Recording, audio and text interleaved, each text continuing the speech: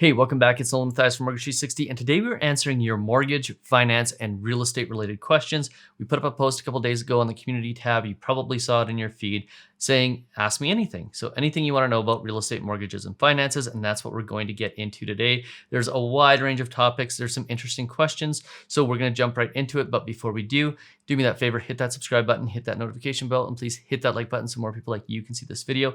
Don't forget about our race to 10,000 subscribers. We were just 500 subscribers away from giving away somebody's monthly rent or mortgage payment for a month just for subscribing to this channel. It's free, it's easy, it's definitely worth it. Thank you to the now 9,500 of you who have subscribed. I appreciate each and every one of you.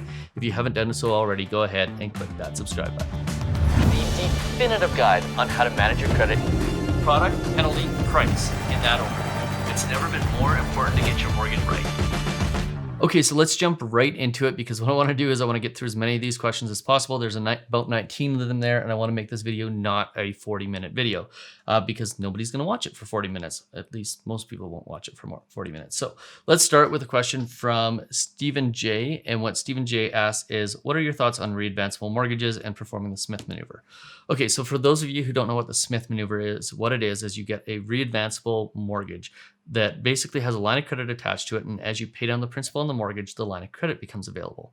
You then use the funds that are available on the line of credit to purchase investments, thereby making the interest on the line of credit tax deductible, which basically lowers your interest costs. Now, what people expect is that you'll get an 8 to 9% return in the stock market. And that's great if you're just investing. But the one thing that people don't pay attention to with respect to leveraged investing is that when you do leveraged investing, which is borrowing money to buy investments, basically what happens is you increase the risk associated with your investments. So an 8% return, expected return, can actually become a 2 or 3% return when you factor in the added risk, thereby making it, not as lucrative as what you would otherwise hope. So my thoughts with respect to the Smith Maneuver is, it's good for somebody who is a long-term investor who's been investing for years, who knows how to basically rebalance a portfolio and not take major risks, and understands the risk of borrowing money to make investments. I don't think it's the right thing for the majority of people, but for the right person, I definitely think it can be a strategic tool. Now, the Smith Maneuver guys would tell you that it's good for everyone. I hope to one day have them on the show here and have a conversation with them. But for the most part, I think that it is something that you really need to have a good understanding of and understand the risks of before you actually do it. Okay, so moving into question number 2, thoughts on where the GTA detached housing market is going after June 1st amendments and over the next 5 years. Any major catalysts to reduce current prices?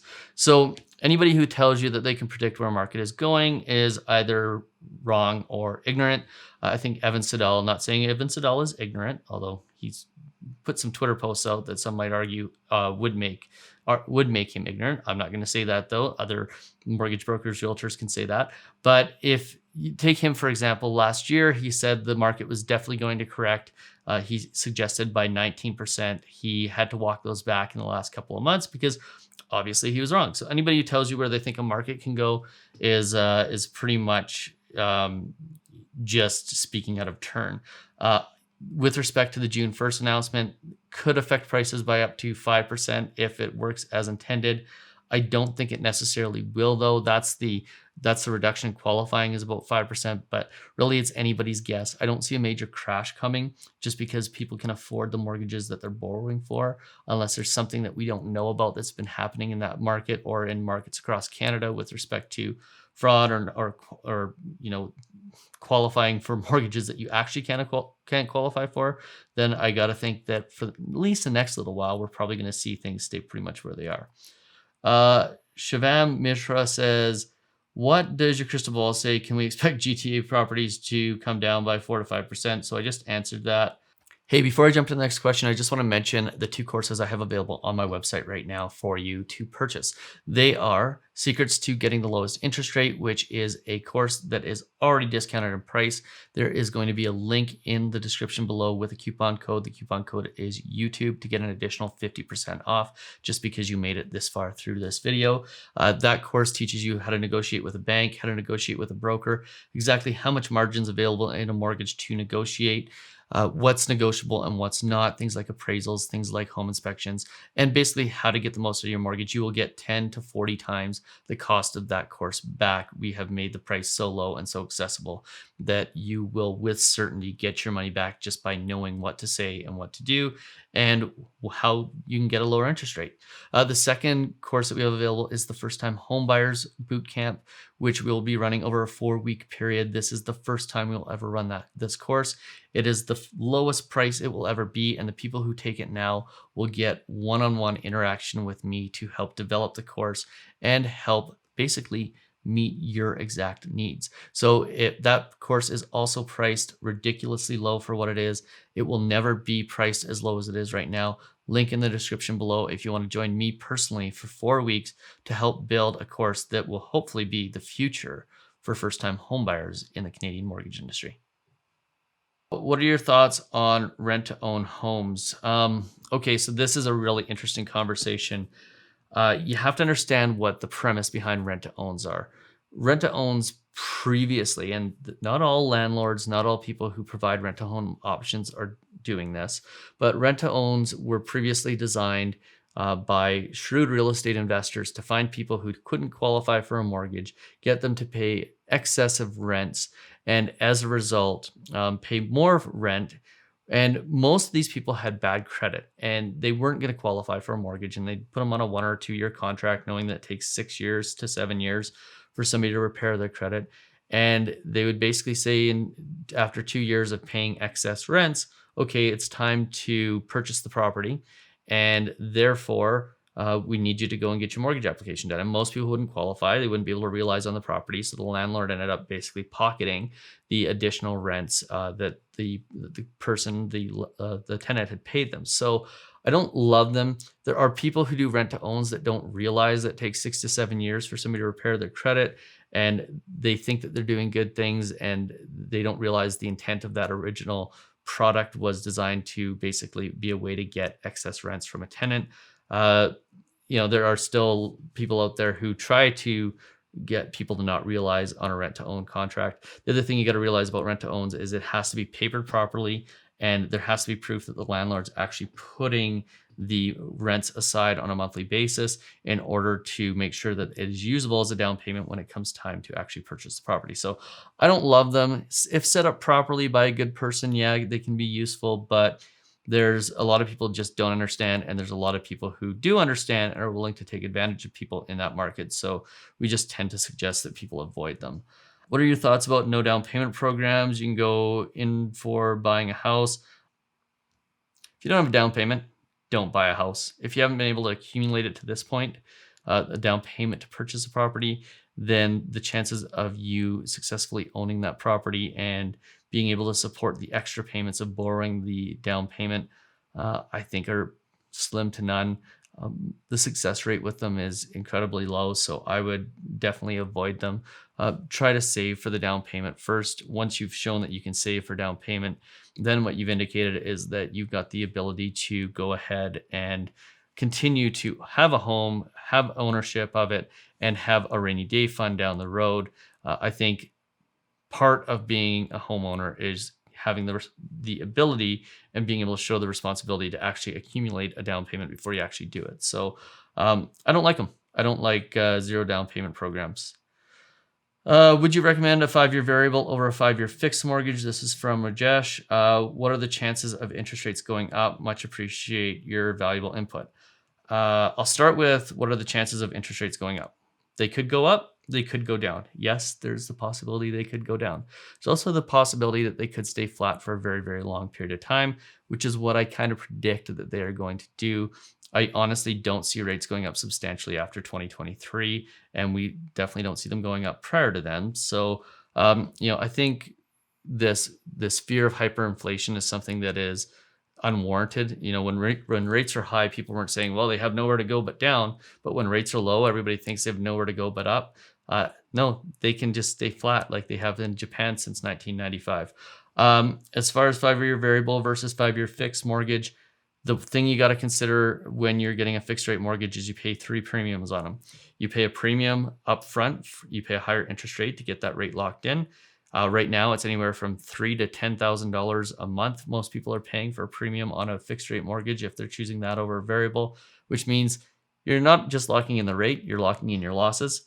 The second thing is you pay a premium when you go to get out of them. They have significantly higher penalties, and you start by paying a higher rate, and then you pay a high premium to get out of them. So you double down on the extra cost there. And then the third thing is they basically eliminate your flexibility and your ability to switch to a different lender to pay the mortgage out easily. If property values go down and you have a high penalty, guess what? You're pretty much stuck, and it's the fastest way to give your equity back to the bank. So I'm not a big fan of 5-year fix. The only time I am is when you can get a 5-year fix for the same price or cheaper than what a variable rate would cost. What province would you say is the best to buy real estate in, invest real estate in? Whether they have better properties, better returns, better rates, easier process, so on and so forth. I'm gonna say this. The best province to invest in is the province you live in. Owning properties in provinces that you don't live in is not a good idea, because if something goes wrong, it's not easy for you to be there to fix it. Always purchase revenue properties where you can get to them quickly and where they're in your own backyard and where you understand the market. And then it's just a simple equation. It's, does this property break even or better? If it does, buy it. If it doesn't, don't. If properties aren't break even or better, wait till they are break even or better. It will eventually come. Even if housing prices seem to be going up through the roof and rents are low, that will eventually balance itself out. And when it does, that's when you go into purchase. Okay, Tariq asks, currently have a mortgage with TD and want to port the mortgage to another property of roughly $200K in equity. Wondering what the fees would be associated with this. Typically, when you're porting a mortgage, the fees are the transfer of land, so the legal costs associated with the purchase. The lenders don't typically charge you a fee for it. So probably inconsequential if you are thinking about porting that mortgage. What do you think the Bank of Canada will do if there's inflation? I think we have way more things to worry about than whether or not there's going to be inflation.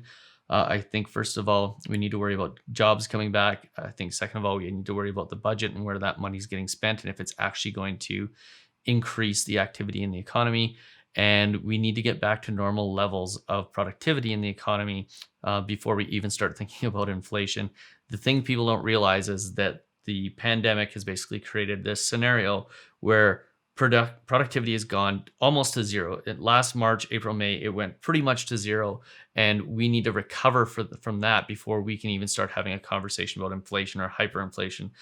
Having conversations about money being injected into the economy prior to us actually recovering, and that causing inflation is a little bit putting the cart ahead of the horse.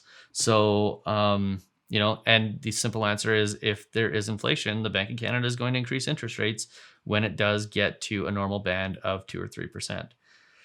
What is the best bank product for rental property, investment properties? We love Scotiabank. All of our rental properties are at Scotiabank, and they're all on variables. Again, like I said earlier, biggest way or the fastest way to give your money back to the bank or your equity back to the bank is to have a fixed rate mortgage. For an investment property, which you may need to offload for whatever reason at some point in time, remember, it's an investment. You want to be able to sell it. You want to make sure you have a variable so that you have a low penalty risk. No Favors says, how to build a solid rental income portfolio for homeowners. How to start and gradually scale up. How you start is by purchasing your first property and making sure it's a property that's somewhere down the road you can rent out to people that's going to be highly desirable. And then start small. Buy a condo. Put a good renter in it. Wait till it pays itself down a little bit. Maybe pull some money out of it. Go and buy another property and wait till it pays itself down a little bit. Pull some money out of it. Buy another one. And just continue building at a slow and gradual rate. And eventually what ends up happening is, once you get to 5 or 6 properties over a 10 or 15 year period, they start to pay themselves off at a rate of, one property every 2 to 3 years. And once they do that, then it's the snowball effect. Then you start building a really big portfolio, and it just takes time. And I think you hit the nail on the head. Do it slowly, gradually. That's the best way. How do B lenders such as First National get capital to lend out since they're non-banks? First of all, First National, MCAP, CMLS, those are not B lenders. Those are A lenders. They're prime lenders. In fact, a lot of their clients are better qualified than they would be at most banks. How they get their funding is the banks fund them. So First National, for example, is largely funded by TD. They won't tell us that, but we can see when the interest rates change that First National's rates typically change in line with TDs, and their products are fairly similar. Other lenders are funded by RBC and CIBC and Scotia. Basically, what happens is the security sides of the big banks have tons of funds to basically invest, and they go to the monoline lenders. So not the B lenders, but the monoline lenders, and they fund those portfolios through basically the major banks. So there's a really good chance if you have a mortgage with a First National or an MCAP or a CMLS or a Merix or a Dominion Lending Centers, that the money is actually coming from a major bank, maybe even the same bank that you deal with on a regular basis. The key thing is the products are typically better. The rates are better because those smaller lenders can't skate on their reputation or skate on their branding or their marketing budgets. So they have to have better products, usually by way of lower penalties than the big bank counterparts, because if they didn't, they probably wouldn't exist. So typically better products there, but they're definitely not B lenders. By the way, one of the things the big banks do is they say, be careful of B lenders like First National and MCAP and so on and so forth. And they call them B lenders like they're secondary lenders, but they're not. And any banker that tries to scare you away from getting a better product and a better rate at a smaller lender that doesn't have a big brand behind it just either doesn't understand the benefits of those products or has obviously a vested interest in selling you their products, which of course they all do. Best mortgage term type for rental property, again, 5-year variable by far. And then the last question from Patrick Casaban, he's reached out to us. Are you hiring? The answer to that question is we're always looking for A players. If there's an A player out there who is anywhere in the country who wants to join our team, we will always find a place for somebody who is amazing. That doesn't mean send us your resumes, because I don't want to get inundated with all of that. But if you like what you see here, there is always opportunity for a specific few. So if you liked what you saw in this video, do me that favor, hit the subscribe button, hit that notification bell. Please hit that like button so more people like you can see this video. Don't forget about our race to 10,000 subscribers. Somebody's going to win that payment in the next couple of days, and I certainly hope it is you. We'll see you in the next video.